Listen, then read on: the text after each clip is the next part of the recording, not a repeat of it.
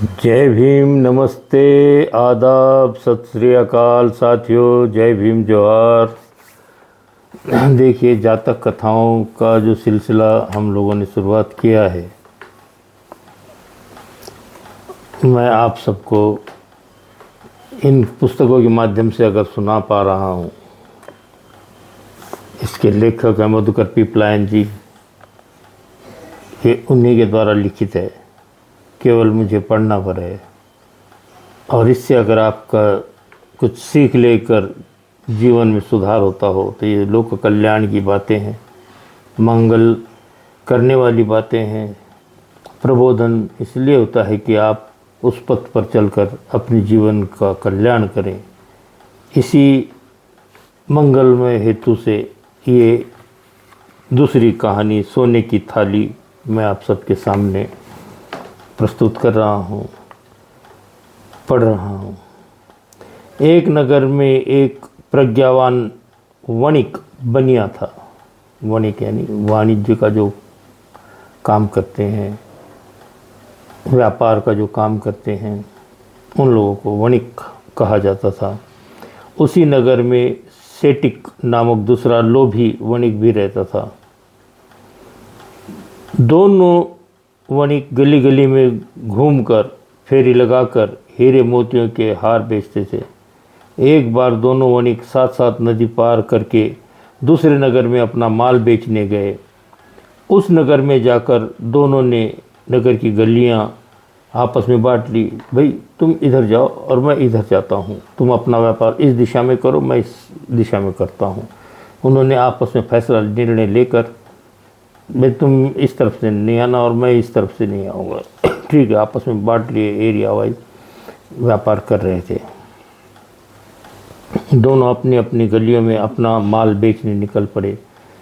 उस नगर के एक संपन्न सेठ का परिवार अब दरिद्र हो गया था। धन नष्ट हो जाने के दुख के कारण उसका परिवार दरिद्रता को सहन नहीं कर पाया और परिवार के सभी लोग धीरे धीरे संसार से चल बसे। ऐसा होता है कि अगर समय रहते कोई बातों का ध्यान नहीं किया जाता, तब उसका दुष्परिणाम होने लग जाता है जीवन पर। अब परिवार में केवल बूढ़ी दादी के साथ एक लड़की ही शेष बची थी। दोनों प्राणी दूसरे की नौकरी चाकरी करके अपना पेट पालते थे। घर का सारा कीमती सामान तो पहले ही बिक चुका था, लेकिन घर में जब पूरी तरह संपन्नता थी, किसी चीज़ का अभाव नहीं था। उस समय के उपयोग में आने वाले साधारण बर्तनों में फेंकी हुई एक सोने की थाली बची थी। बहुत समय से उपयोग में न आने के कारण वह मैली हो गई थी। दादी पोती इतना भी नहीं जानती थी कि वह सोने की थाली है। पारखी नज़र रखनी चाहिए। हम बिना सोचे समझे, बिना निर्णय लिए बहुत सी चीज़ों को अनदेखा कर देते हैं। इसलिए हम सजग रहकर अगर उस विषय में सोचें तो हमारा नुकसान नहीं होता, आर्थिक नहीं, कोई भी नहीं। लोभी वणिक उस समय उनके घर के सामने से यह आवाज़ लगाता घूमता हुआ जा रहा था, हीरे मोती ले लो, हीरे मोती के हार लो। फेरी वाले वणिक की यह आवाज़ सुनकर लड़की ने अपनी दादी से कहा, अम्मा मुझे एक हार ले दो। बेटी, हम दरिद्र क्या दे कर लेंगे। अम्मा, हमारे पास एक थाली है, वह हमारे किसी काम की नहीं है, इसे देकर हम ले लेंगे। दादी ने लड़की की बात मान ली और उस फेरी वाले को बुलाकर आसन पर बिठाया और थाली दिखाते हुए कहा, आर्य, इस थाली के एवज में मेरी बेटी को कुछ दे दो। फेरी वाले वणिक ने थाली को हाथ में लेकर प्रसन्न मुद्रा में सोचा, सोने की मालूम पड़ती है। परीक्षा के लिए उसने थाली को उलटकर उस पर सुई से लकीर खींची। फेरी वाले वणिक ने थाली को हाथ में लेकर प्रसन्न मुद्रा में सोचा, सोने की मालूम पड़ती है। पारखी था वणिक, और उसने जैसे ही थाली को हाथ में लिया उसे मालूम होगा कि वजनदार लगती है और नरम है थोड़ी सी। तो उसे 2 मिनट में पता चल गया कि ये सोने की थाली है, सोने की मालूम पड़ती है। परीक्षा के लिए उसने थाली को उलटकर उस पर सुई से लकीर खींची और कहा, सोने की ही है, इसे ठग कर मुफ्त में ही ले लेना चाहिए। उसके मन में पाप जागृत हुआ।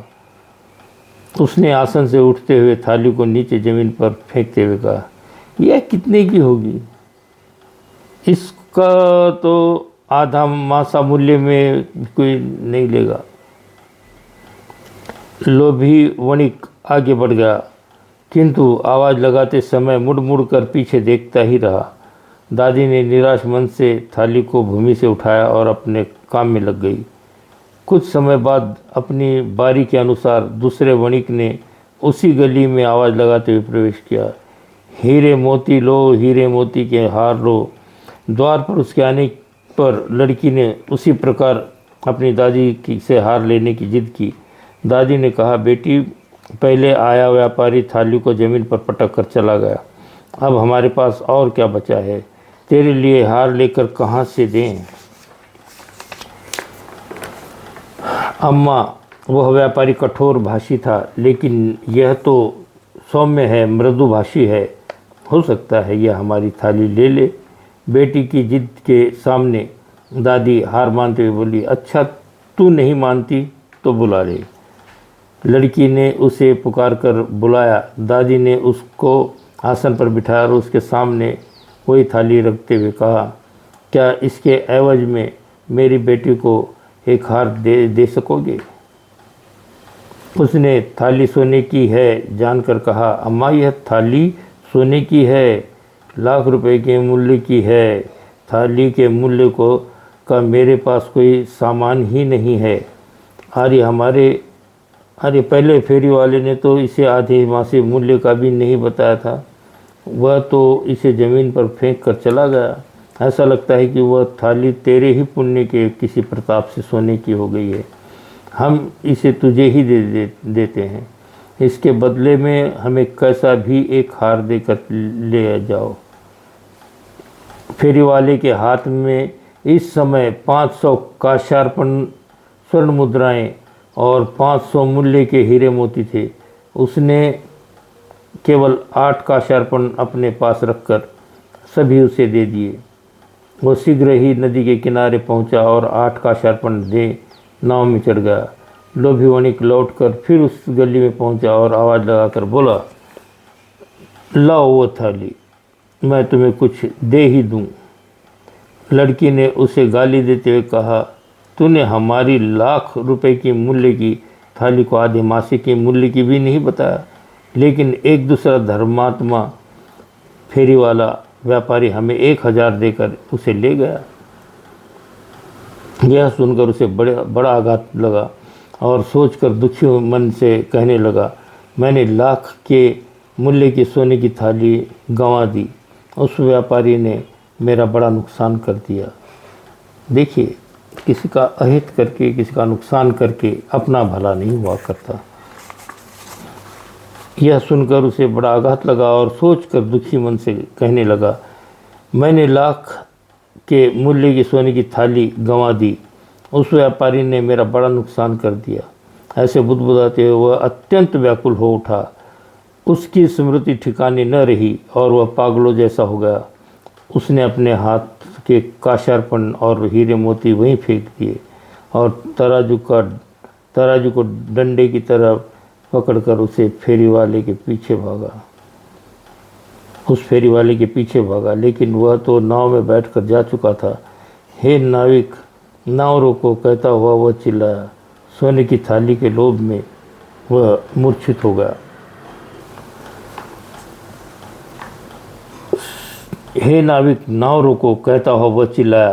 सोने की थाली के लोभ में वह मूर्छित होकर गिर गया। उसके मुंह से खून बहने लगा और नदी के किनारे ही उसके प्राण पखेरु उड़ गए। सच ही कहा है कि सत्पुरुषों के प्रति शत्रुता का भाव मन में रखने और लोभ में डूबे हुए मनुष्यों की सेटिक नामक लोभी वणिक की तरह यही गति दुर्दशा होती है। इसलिए हमें हमेशा अच्छे कामों में रहना चाहिए। औरों के प्रति हमें हमदर्दी करुणा होनी चाहिए। स्रोत है शेरी वाणिज्य जातक कथा 3 से। तो अगले कहानी पर फिर मिलते हैं। धन्यवाद। जय भीम, नमो बुद्धाय साथियों।